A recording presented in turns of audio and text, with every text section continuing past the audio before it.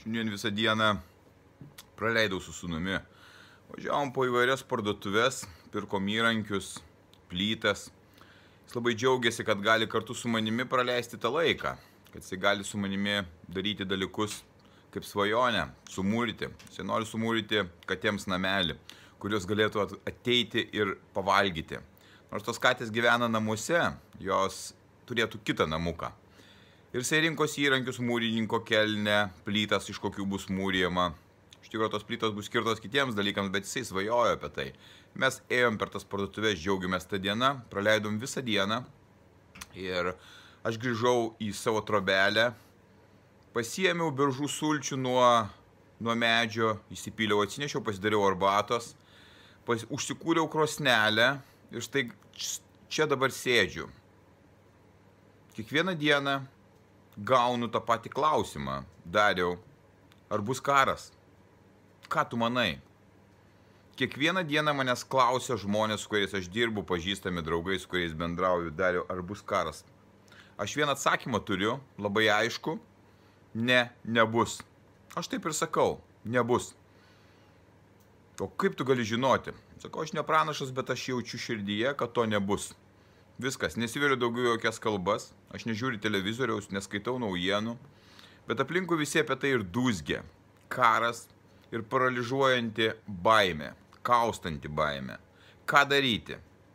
Vieni klausia, o jau laikas gal verslą parduoti, perkelti į kažkur kitur, į nusipirkti namus, vietą, kur galima būtų išvykti, geriausia turbūt į Ispaniją, kur saulė šviečia ir kažkaip tai saugiau bus, kiti dar kažkokius variantus, o kiti, kurie neturi ką parduoti, jie tyliai kenčia. O kaip tu kenti šitą baimę? Kaip tu gyveni su tuo, kas dabar yra grūdama tau į galvą? Aš neturiu jokios baimės. Pas mane nėra jokios baimės karo, bado, ekonominės krizės ar dar kažko tai. Aš nežiūriu teliko, aš nežiūriu naujienų, aš nesiklausau balvonų, kalbančių galvų iš tų ekranų, kurie aiškina, kas mūsų laukia, koks mūsų gyvenimas ir kaip mes turim jaustis su tuo. 20 metais, vasario pabaiga,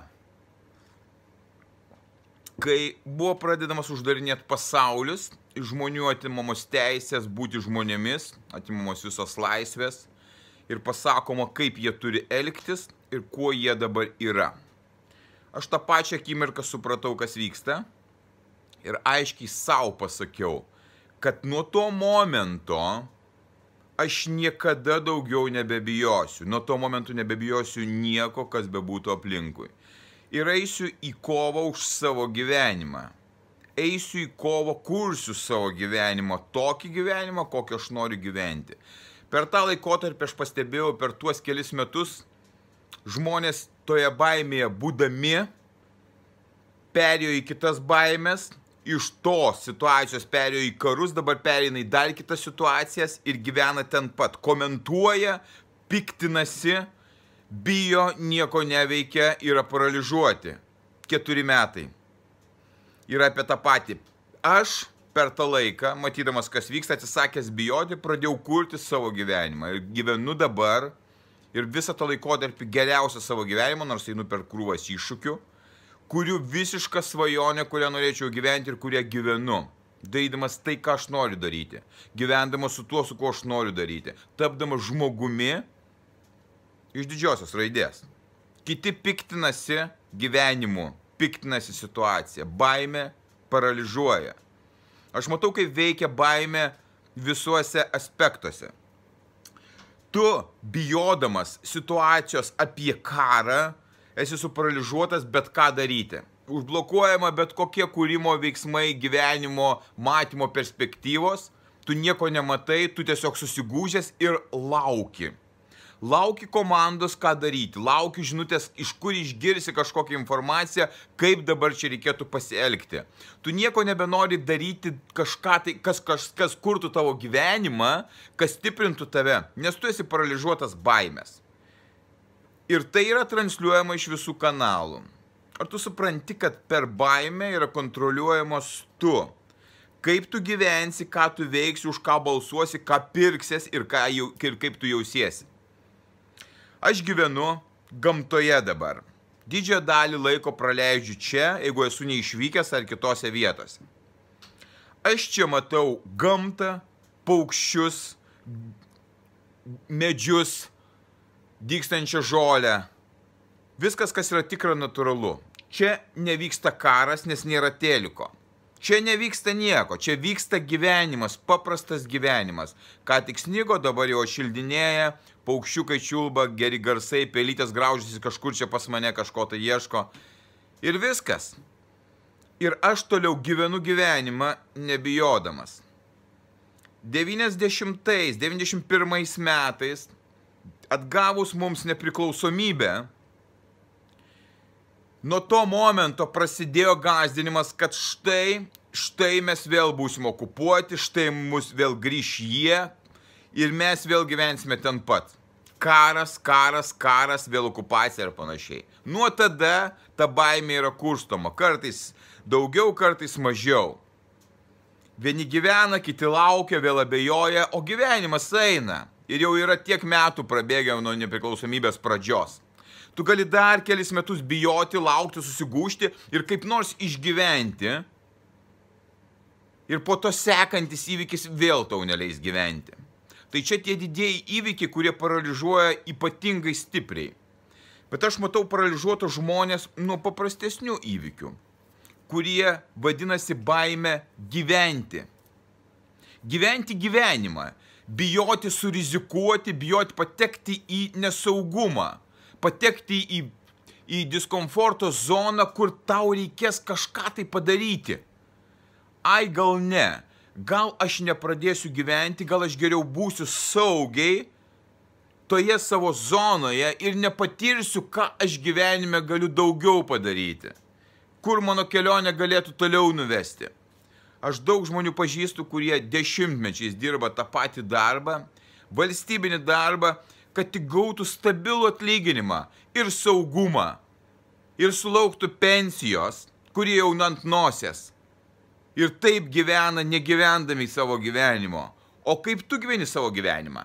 Ar tu pasistengi nepabijoti ir išdrįsti pamatyti pasaulį kitokį? Pabandyti surizikuoti, sukurti savo verslą, mesti iššūkį savo kolegoms, mokydamasis ir kažką naujo išmokdamas. Skirdamas laiko saviugdai ir savęs pažinimui, kad geriau galėtum išreikšti savo galimybę šitam pasaulyje. Išmoktum kitas kalbas, kurios leistų tau atidaryti kitas duris.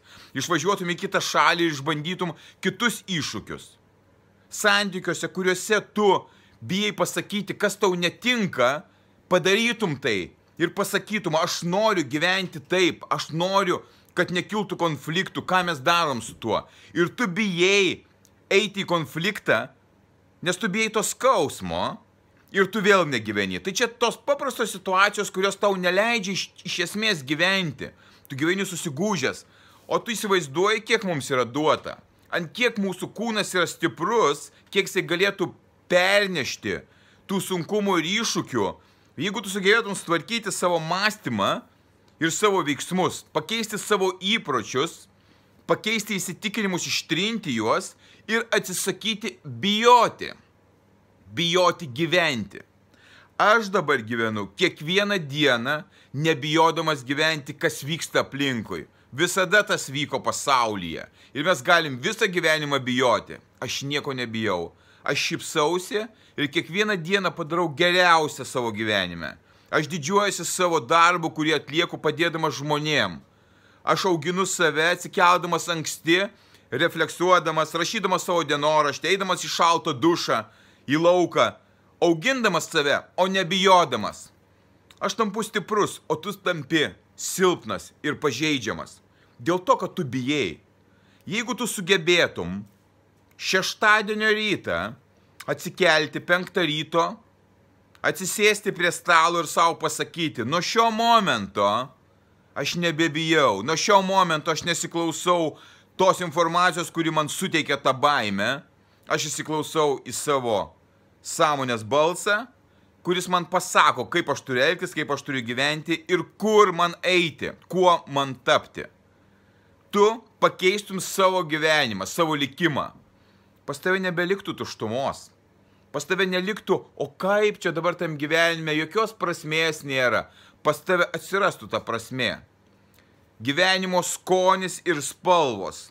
Tai ką aš patyriau per tuos metus eidamas ir nebijodamas. Nebijodamas būti apkalbėtas, pasmerktas, išjuoktas.